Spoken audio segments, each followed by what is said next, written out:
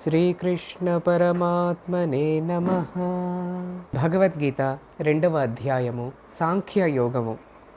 ఈనాటి సత్సంగానికి అందరికీ స్వాగతం.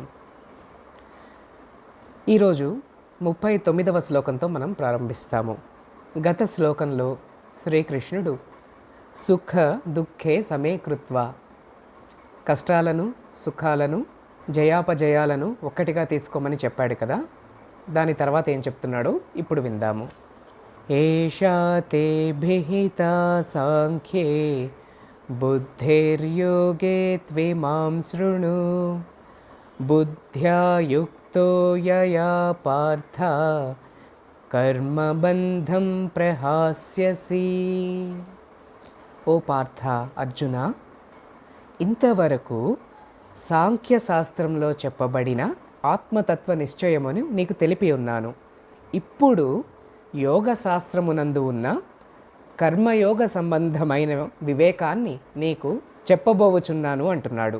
ఆ విషయాన్ని తెలుసుకున్నచో నీవు ఈ కర్మబంధము నుండి లెస్సగా విముక్తుడవు కాగలవు. కాబట్టి శ్రద్ధతో విను అంటున్నాడు. శృణు, విను అని మరొకసారి చెప్తున్నాడు. ఇంతవరకు సాంఖ్యయోగంలో ఏం చెప్పాడట కృష్ణుడు? ఆత్మతత్వం గురించి, అద్వైతం గురించి చెప్పడం జరిగింది. ఇప్పుడు లిటిల్ మోర్ ప్రాక్టికల్. ఎవరికైతే ఆత్మజ్ఞానం అర్థం కాలేదో, లేదా మన డే టు డే నిత్య జీవితంలోని పాటించడానికి కష్టం అనిపించిందో, అటువంటి వారి కోసం కూడా ఇంకా తేలికపరిచి ఇప్పుడు కర్మ గురించి చెప్పబోతున్నాడు. కర్మ అంటే పని, టాస్క్, వర్క్. ఇది తెలిస్తే ఏమవుతుంది? మనం చేయబోయే పని ఏదైనా కానీ మనల్ని బంధించదు. కర్మ ఏ విధంగా చేయాలి అంటే, పని ఏ పనైనా, ఎలాంటి పనైనా, మనం బ్రష్ చేసుకోవడం దగ్గర నుంచి మన ఉద్యోగం అవ్వచ్చు, వంట అవ్వచ్చు, ఏదైనా మన పని ఏ విధంగా చేయాలి అంటే బుద్ధితో కూడి చేయాలట. బుద్ధి అనేది పనిలో ప్రవేశపెట్టాలన్నమాట. ఆ బుద్ధి అనేది లేదనుకోండి పనిలోని, పని ఒకటే అవ్వచ్చు కానీ అది ఎన్నో రకాల ఫలితాలను కలుగజేయగలదు. ఫర్ ఎగ్జాంపుల్, ఒక మనిషి శరీరాన్ని ఒక కత్తి కోసిందనుకోండి, డాక్టర్ ఆ కత్తి పట్టుకొని కోసాడు అనుకోండి, అది ఆపరేషన్ అవుతుంది, సర్జరీ అవుతుంది, అది మంచి పని అవుతుంది, అది పుణ్యాన్ని అందిస్తుంది. కానీ అదే కర్మ, అదే పని ఒక క్రిమినల్, ఒక దొంగ ఇంకొకళ్ళని హాని చేయడం కోసము ఆ కత్తితో పొడిచాడు అనుకోండి, కోసాడనుకోండి, అదేమవుతుంది? పాపం అవుతుంది, బంధించి పడేస్తుంది. పని ఒక్కటే. ఇక్కడ శరీరాన్ని కత్తితో కొయ్యడం అనేది 2 చోట్ల జరిగింది, కానీ ఒకటేమో పుణ్యాన్ని, ఒకటేమో పాపాన్ని కలుగజేసింది. అలాగే మన డే టు డే లైఫ్ కూడాను మనం చేస్తున్న ఎన్నో పనులు ఉన్నాయి కదా, ఎవరి పనులు వాళ్ళు చేసుకుంటున్నాం. ఈ పనులన్నీ కూడా ఒక పద్ధతిలో చేస్తే మనల్ని బంధించేస్తాయి, మన కర్మ భారాన్ని పెంచేస్తాయి.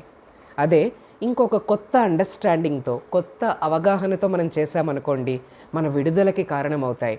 మన మనస్సు తేలిక పడిపోతుంది, లైఫ్ ప్రశాంతంగా తేలికగా మారిపోతుంది. ఆ సీక్రెట్, ఆ గొప్పతనం ఎలాగా అన్నది మనం తెలుసుకుంటాం ఇప్పుడు. 40వ శ్లోకము. నేహాభిక్రమనాశోస్తి ప్రత్యవాయో న విద్యతే స్వల్పమప్యస్య ధర్మస్య త్రాయతే మహతో భయాత్. త్రాయతే మహతో భయాత్. ఏమిటి దీని అర్థము? ఈ కర్మయోగము అంటే కరెక్ట్ అండర్స్టాండింగ్, సరైన అవగాహనతో మనం చేసే కర్మ ఇంకా యోగం అనిపించుకుంటుంది. అది నాట్ జస్ట్ వర్క్, అది యోగం అయిపోతుంది. యోగము అంటే ఏమిటండి? కలిపేది, కలయిక. పని మనల్ని పరమాత్ముడిని కలిపేసింది అనుకోండి, జీవుడిని దేవుడిని దగ్గర చేసింది అనుకోండి, అప్పుడు అది కర్మ అనిపించుకోదు, కర్మయోగం అయిపోతుంది. ఈ కర్మయోగము ప్రారంభింపబడినది ఎప్పటికీ నిష్ఫలం కాదు. అంటే ఏమిటి? ఎప్పటికీ వేస్ట్ అయిపోదు. పూర్తి అగుటకు ముందుగా ఏ కారణం చేతనైనా అది మధ్యలో నిలిచిపోతే అప్పుడు దోషము లేదు. చూసారా? Second point. ఒకటి, ఎప్పటికీ వేస్ట్ అవ్వదు అని చెప్తూనే, రెండో పాయింట్, ఒక పని ప్రారంభించినప్పుడు అది పూర్తి చేయలేక మధ్యలోనే ఆపేసామనుకోండి, ఇది కూడా దోషము కాదట, మధ్యలో ఆగిపోయినాను. ఈ కర్మయోగ అనుష్ఠానము అనే ధర్మము ఒక్కింతైనాను గొప్ప సంసార భయం నుంచి రక్షిస్తుంది అంటున్నాడు. మూడో మాట, ఎప్పుడైతే పని సరిగ్గా చేసే అవగాహన మనలో వస్తుందో, సరైన పద్ధతిలో చేస్తామో, అది నెంబర్ 1 ఎప్పటికీ వ్యర్థం, వేస్ట్ అవ్వదు. నెంబర్ 2 అది మధ్యలో ఆగిపోయినా కూడా అప్పటికీ దండగ కాదు, అప్పటికీ గొప్ప ఫలితాన్నే అందిస్తుంది. నెంబర్ 3 ఏమిటి? సంసార భయం నుంచి బయటికి లాగేస్తుంది. దేని గురించి మాట్లాడుతున్నాడండి కృష్ణుడు? దేని గురించి? అదిగో పొద్దున్న లేచినప్పటి నుంచి మనం మొదలు పెడుతున్నాం కదా, దాని గురించే. ఎలా మొదలు పెడుతున్నాం? ఇప్పుడే చెప్పాను. బ్రషింగ్తో మొదలు పెడుతున్నాం, తర్వాత స్నానాలు చేస్తున్నాం, తర్వాత రెడీ అవుతున్నాం, ఇంకా మన పనుల్లోకి దిగుతున్నాం. స్త్రీలు గృహిణులు అయితే వంటకి దిగుతున్నారు. అదే మగవాళ్ళు అనుకోండి, ఇంకా కాఫీ తాగుతున్నారు, పేపర్ చదువుతున్నారు, తర్వాత రెడీ అయ్యి ఆఫీసులకు పరిగెడుతున్నారు.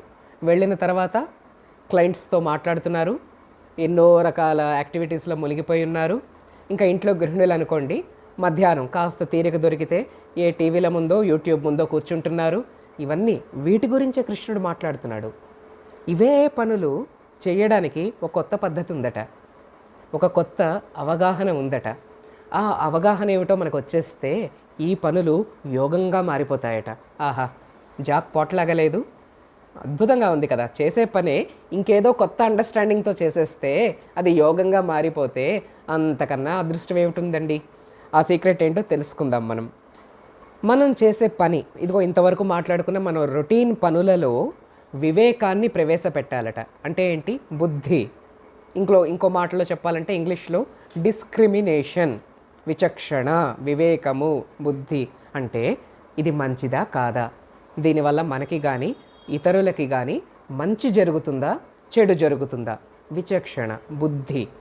లేదా ఒక పని చేస్తే ఆ పని చేసిన విధానం వల్ల మనకి మనశ్శాంతి వస్తుందా పోతుందా, అది ఆలోచించాలి. మొదట మనశ్శాంతి వస్తుందా పోతుందా ఆలోచించాలి. డబ్బులు వస్తాయా పోతాయా కాదు అక్కడ పాయింట్.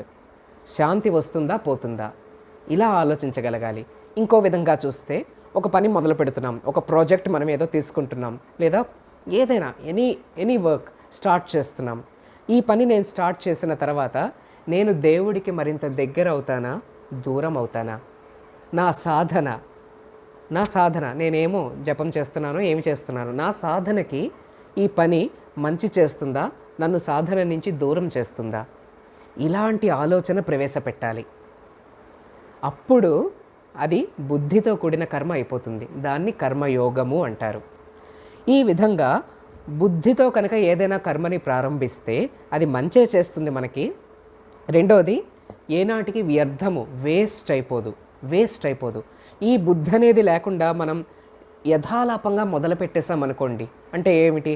సపోజ్ ఒక బిజినెస్ స్టార్ట్ చేయాలనుకున్నాం, డబ్బులు రావాలి అన్న ఏకైక సంకల్పంతో ఒక బిజినెస్ స్టార్ట్ చేసేసామనుకోండి. అది కర్మ మాత్రమే, కర్మయోగము కాదు. కుటుంబాన్ని పోషించుకోవాలి, అందుకోసం ఏదో ఒక కర్మ చేయాలి, బిజినెస్ స్టార్ట్ చేద్దాం అనుకున్నాను, వెంచర్ స్టార్ట్ చేసేసాను. అప్పుడు అదంత గొప్పది కాదు. అది ప్రారంభించినంత మాత్రాన గొప్ప ఫలితాలు ఇస్తుంది అని లేదు. కానీ అదే బిజినెస్ వెనక ఒక అప్రోచ్, ఈ బిజినెస్ సహాయంతో నేను నా దేవుడికి దగ్గర అవ్వగలనా, ప్రజలకి మరింత మంచి చేయగలనా, నేను కూడా లాభపడుతూ నలుగురిని లాభాల బాటలో వెళ్ళేలాగా చేయగలనా, లేదా పక్క వాళ్ళని మోసం చేయాల్సిన అవసరం ఉంటుందా, ఇలాంటి కొత్త అవగాహన అదే పనిలోకి వచ్చిందనుకోండి, ఆ పని యోగం అయిపోతుంది. అది వేస్ట్ అయిపోదు. ఆ బిజినెస్ సక్సెస్ఫుల్ అయినా ఫెయిల్యూర్ అయినా ఏమైనా కూడా ఇలాంటి ఆలోచనతో మొదలు పెడితే అది వేస్ట్ అయిపోదట, నిష్ఫలం కాదు, ప్రయోజనకరమే. త్రాయతే మహతో భయాత్ అన్నాడు కృష్ణుడు ఇక్కడ. అంటే ఏమిటి? ఈ రకంగా వివేకముతో బుద్ధితో కూడిన కర్మ ఏదైతే ఉందో అది మహతో భయాత్, పెద్ద భయం నుంచి మనల్ని కాపాడేస్తుంది. ఏమిటి మన భయం? ఒబ్బో, ఎన్నో ఉన్నాయి మనకు భయాలు. పొద్దున్న లేస్తే చాలు రాత్రి వరకు భయం. మహాకవి శ్రీశ్రీ గారు అనుకుంటా కదా రాశారు, భయం బ్రతుకు భయం అన్నా మనకి ఈ లోకం పన్నిన ఓ పద్మవ్యూహం, గతి చెడిన బ్రతుకులకు చితికిన సంసారాలకు. ఇంకా సగమే గుర్తొస్తుంది నాకు. శ్రీశ్రీ గారు రోజంతా క్షణమంతా ప్రతిరోజు భయం అని ఏనాడో రాసేశారు ఒక పద్యం. అన్ని భయాలను మించి మనకు ఒక భయం ఉంది. ఏమిటా భయం? మనం ఒప్పుకున్నా ఒప్పుకోకపోయినా ఆ భయం పేరే ప్రాణ భయం, చచ్చిపోతామన్న భయం. అన్నిటికీ వెనక ఇదే ఉంటుంది. మిగతా భయాలన్నీ ఈ పెద్ద భయం యొక్క రామిఫికేషన్స్, అంటే రూపాంతరాలు. కానీ అంతర్లీనంగా లోపలున్న ఒకే ఒక అతిపెద్ద భయము ప్రాణభయం, మరణ భయం, చనిపోతాము అన్న భయం. ఇదే మనకి ఎన్నో పనులు ఎన్నో విధాలుగా చేయడానికి ప్రేరేపిస్తుంది.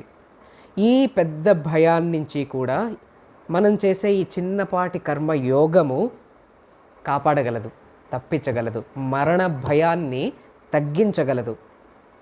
ఎవరైతే తమ బిజినెస్ని బిజినెస్ కోసమే చేస్తారో, లేదా తమ ప్రొఫెషన్ని ప్రొఫెషన్ కోసమే చేస్తారో, అలాంటి వాళ్ళకి వాళ్ళ ప్రొఫెషనే పీక పట్టేసుకుంటుంది. అలా కాకుండా వాళ్ళ ప్రొఫెషన్ పరమాత్ముడి కోసం ఎవరైతే చేస్తారో, బుద్ధిని ప్రవేశింప చేస్తారో, అటువంటి వాళ్ళకి ఏం జరుగుతుంది? వాళ్ళ ప్రొఫెషన్ వాళ్ళని మరింత సంతోషంగా మార్చగలదు. అంతే తప్పించి మరింత స్ట్రెస్లోకి వాళ్ళు దిగిపోరు. ఎందుకని? అది యోగంగా వాళ్ళు చేస్తున్నారు కాబట్టి. అది ఇక్కడ కృష్ణుడు మాట్లాడుతున్న బుద్ధి. ఎవరికి వాళ్ళం ఆలోచించుకోవాలి. ఇది మన పనిలో ఎంతవరకు యోగం ఉంది, ఎంతవరకు కేవలం మెకానికల్గా పనిలాగా మనం చేసేస్తున్నాము అన్నది ఆలోచించుకోవాలి. మన పని యోగంగా మారిపోతే చావు భయం, మృత్యువు అంటే భయం, ఈ భావన మనసులోంచి తొలగిపోతుందట. మనసు హాయిగా మారిపోతుంది. చావు భయం లేనివాడు ఎంత హ్యాపీగా ఉంటాడండి. స్వామి వివేకానంద ఎప్పుడు చెప్తారు కదా, ఏం చెప్తారు? పిరికివాడు ప్రతిరోజు మరణిస్తాడు, ధైర్యవంతుడు ఒక్కసారి మరణిస్తాడు. ఫ్యాక్ట్ అది. భయపడిపోతున్న వాళ్ళు కొంతమంది పేషెంట్స్ నేను చూస్తూ ఉంటాను కదా, విపరీతమైన భయం, వల్లమాలిన భయం వాళ్ళకి. చిన్న ఇంత సిమ్టమ్స్కి కూడా అంతంత భయపడిపోతూ ఉంటారు. ఇంత ఏదో చూస్తారు, గూగుల్ చూసేస్తారు, వెంటనే ఇది క్యాన్సర్ ఏమో అనుకుంటారు. అలా ఉంటాయి వాళ్ళ భయాలన్నీను. అంటే ప్రాణం అంటే అంత తీపి, అంత భయం ఉంటుంది. తీపి భయం లేకుండా ఎక్కడ ఉంటుంది? కానీ అలా మితిమీరిపోకూడదు. అదే ధ్యాసగా ఫోబియా కింద మారిపోకూడదు. సో ఇటువంటి భయాలు తగ్గాలంటే ఎలాగా? మనం చేసే పనులు, కర్మయోగంగా మారిపోవాలి. ఆ జ్ఞానాన్ని కృష్ణుడు మనకు చేయబోతున్నాడు ఇంకా ఎన్నో శ్లోకాల ద్వారా. ఇది ఎలాంటిదట? మనం చేసే చిన్న పని పెద్ద భయం నుంచి ఎలాగ మనల్ని బయటపడేస్తుందట. ఒక ఎగ్జాంపుల్ కూడా ఇక్కడ చెప్పారు విద్యాప్రకాశానంద స్వామీజీ. పెద్ద సముద్రం దాటాలండి మనము. ఫర్ ఎగ్జాంపుల్ ఇండియాలో చివరెక్కడ రామేశ్వరానికి వెళ్ళాము, అక్కడి నుంచి శ్రీలంక వెళ్ళాలనుకుంటున్నాము. మధ్యలో ఎన్ని 50-100 కిలోమీటర్లు మొత్తానికి ఉన్నాయి కదా. అది దాటాలంటే 50 కిలోమీటర్ల సముద్రం దాటాలంటే ఎంత పడవ ఉండాలి? 50 కిలోమీటర్ల పడవ ఉండాలా? అక్కర్లేదే, ఇంత పడవ చాలు కదా. ఆ 10 మీటర్ల పడవ ఉన్నా లేదా చిన్న తెప్పలున్నా కూడా మత్స్యకారులు హాయిగా దాటేస్తూ ఉంటారు, అవునా? అన్ని కిలోమీటర్లు కూడా. ఇది కూడా అంతే. మనం చేస్తున్న అతి చిన్న పనులు, చిన్న పనులు, అవి కూడా మనం బట్టలు వేసుకుంటున్నాం, అది కూడా చిన్న పని. నోట్లో ముద్ద పెట్టుకుంటున్నాం, చిన్న పని. ఆ చిన్న పనుల్లో కూడా వెనక ఒక అవేర్నెస్, ఒక స్పృహ వచ్చిందంటే ఏమవుతుందట? ఇంత పెద్ద సంసార సాగరాన్నే దాటేయచ్చట. ఎంత మంచి ఎగ్జాంపుల్ చెప్పారో చూడండి. ఇది positive example. O negative example కూడా చెప్పారు ఇక్కడ విద్యాప్రకాశానంద గారు. ఏమన్నారు? పెద్ద అడవి ఉందండి, పెద్ద ఫారెస్ట్ ఉంది, దండకారణ్యం అనుకోండి, అమెజాన్ ఫారెస్ట్ అనుకోండి. ఈ మధ్యనే పాపం చాలా తగలబడిపోయింది కదా. ఇంత పెద్ద ఫారెస్ట్ తగలబడిపోవడానికి ఎంత పెద్ద మంట కావాలి? లారీ అంత మంట ఉండాలి ఏమిటి? లేదు, అగ్గిపుల్ల లేదా ఎవరో కాల్చి పడేసిన ఆ బీడీ సిగరెట్ ఆ స్టంప్స్ ఉన్న చాలు. అంత చిన్న దాంతో అంత పెద్ద అడవి తగలబడిపోతుంది. అదేవిధంగా మన పనులు, మన కర్మలు, కర్మయోగం అనే చిన్న చేంజ్, చిన్న మార్పు మనం ఇన్కార్పొరేట్ చేస్తే, జోడిస్తే కనుక ఏం జరుగుతుంది? ఇంత పెద్ద సంసార భయం నుంచి మనం బయటపడిపోగలుగుతామట. చూడండి ఎంత బాగుందో వింటుంటే. అంతేకాదు, ఈ పని ఏదో పని మొదలుపెట్టాము, చేస్తున్నాము, ఒక సాధన కింద చేస్తున్నాము, మధ్యలో చేయలేకపోయాము, ఆపేసాం ఏదో కారణం చేత. అప్పుడేమిటి పరిస్థితి? అయినా కూడా అది వేస్ట్ అవ్వదు అని చెప్పాడు కృష్ణుడు కదా. అయినా కూడా వేస్ట్ అవ్వదట. ఇక్కడ 2 ఎగ్జాంపుల్స్ చూద్దాం. ఒక విత్తనం ఉందండి, భూమిలో నాటాము, మనకి చెట్టు కావాలి, మామిడి టెంకే నాటాము అనుకుందాం. దానికి ఏం చేయాలి? నాటేస్తే అది అయిపోతుందా? చెట్టు అయిపోయి కాయలు కాసేస్తుందా? లేదే, చాలా చేయాలి. ప్రతిరోజు నీళ్లు పోయాలి. ఎప్పటికో మొక్క వస్తుంది. మొక్కను వదిలేస్తే పశువులు తినిపోతాయి, చెట్టు ఎక్కడవుతుంది? కంచె కట్టాలి, పాదు తవ్వాలి, నీళ్లు పోయాలి, ప్రతిరోజు చేయాలి. వేసవి కాలంలో మరింత శ్రద్ధగా చూసుకోవాలి. అలా చేస్తే ఎప్పటికో అది చెట్టు అవుతుంది. అలా కాకుండా ఇంత మొక్క రాగానే మనం అన్నీ మానేసి కూర్చున్నాం అనుకోండి, ఎండలకి మలమల మాడిపోతుంది ఆ చిన్న మొక్క, ఆ పిలక కాస్త ఏమవుతుంది, మరో 10 రోజులకు కాస్త మాడిపోవచ్చు, చచ్చిపోవచ్చు.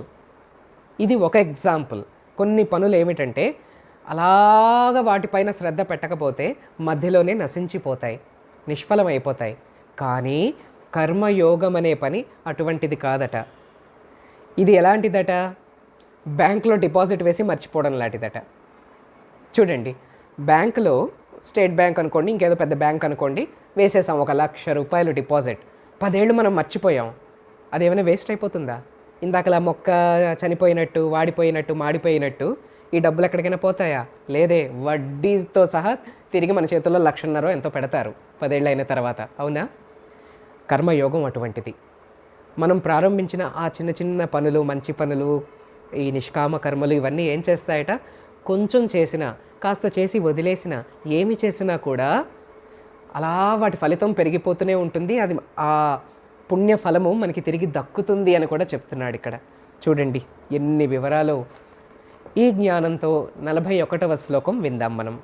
వ్యవసాయాత్మికా బుద్ధి ఏకేహ కురు నందన బహుశాఖాహ్యనంతాశ్చ బుద్ధయో వ్యవసాయినాం.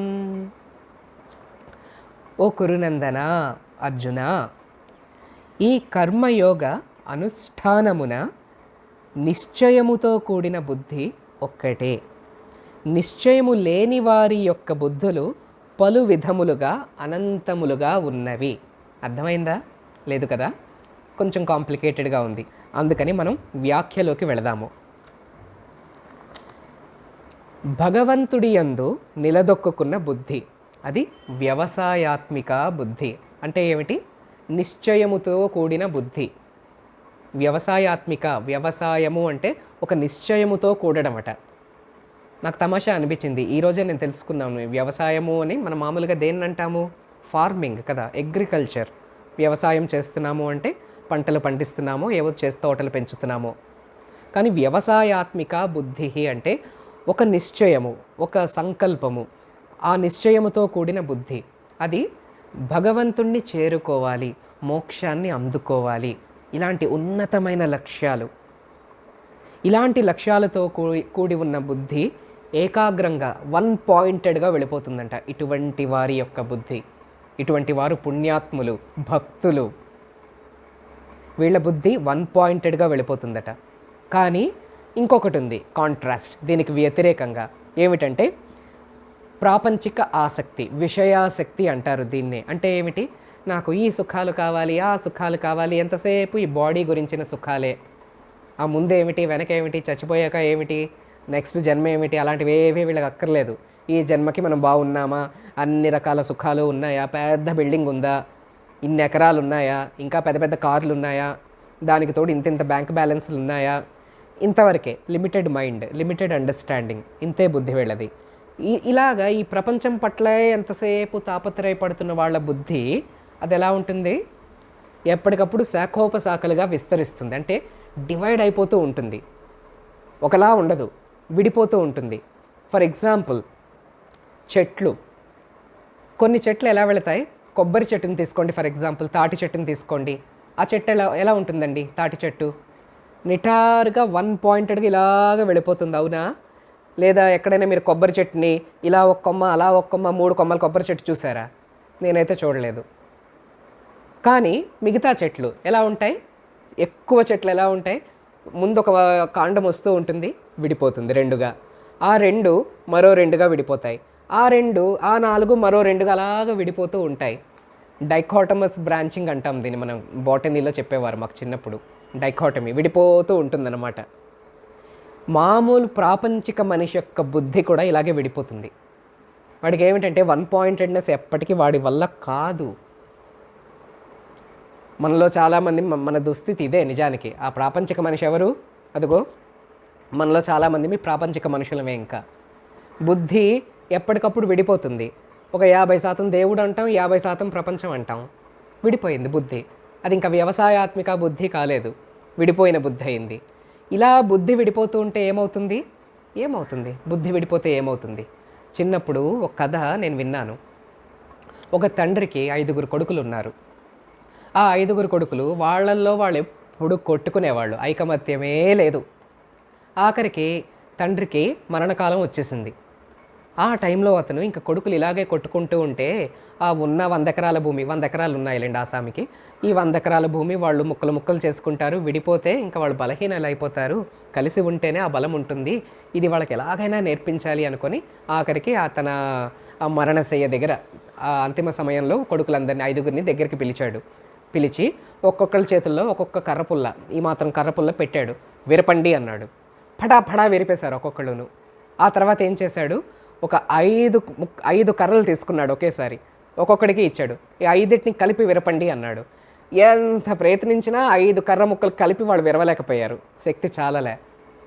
బాబు, మీ 5గురు ఇలా కలిసి ఉంటే ఎవ్వరూ మిమ్మల్ని ఏమీ చేయలేరు నాయనా. మీరు ఎవరికి వాళ్ళు ఇలా ముక్కలుగా విడిపోతే ఎవరైనా వచ్చి మిమ్మల్ని విరిపేస్తారు అని జ్ఞానబోధ చేశాడనమాట. మన బుద్ధి కూడా అలాగే. మన బుద్ధి కలిసికట్టుగా ఒకే వైపు ఫోకస్డ్గా పవర్ఫుల్గా వెళ్ళింది అనుకోండి, అబ్బా ఆ స్థాయే వేరు. అలా కాదు, కాసేపు దేవుడు, కాసేపు దెయ్యము, కాసేపు ప్రపంచము అంటే ఇలాగే ఉంటుంది మన పని. ఏ ఒక్కటి సాధించలేము. ఒక పక్క ప్రాపంచికంగా కాదు, ఒక పక్క దైవికంగాను ఆధ్యాత్మికంగాను కాదు. రెంటికి చెడ్డరేవడిలాగా అయిపోతుంది. అలాగని దేవుణ్ణి వదిలేసి ప్రపంచాన్ని పట్టేసుకుందామా? అబ్బే, అది అస్సలు ప్రయోజనం లేదు. ఎందుకు ఇందాకే అనుకున్నాం, ఈ ప్రపంచం ఎంతసేపు దుఃఖాన్ని కలుగజేస్తుంది మనకి. శాశ్వత సుఖం ఇక్కడ ఎప్పటికీ లేదు, రాదు. ఉన్న సుఖమో సంతోషమో దేవుడితోటే ఉంది. కనుక ఎప్పటికైనా పట్టుకోవాల్సింది దేవుడినే.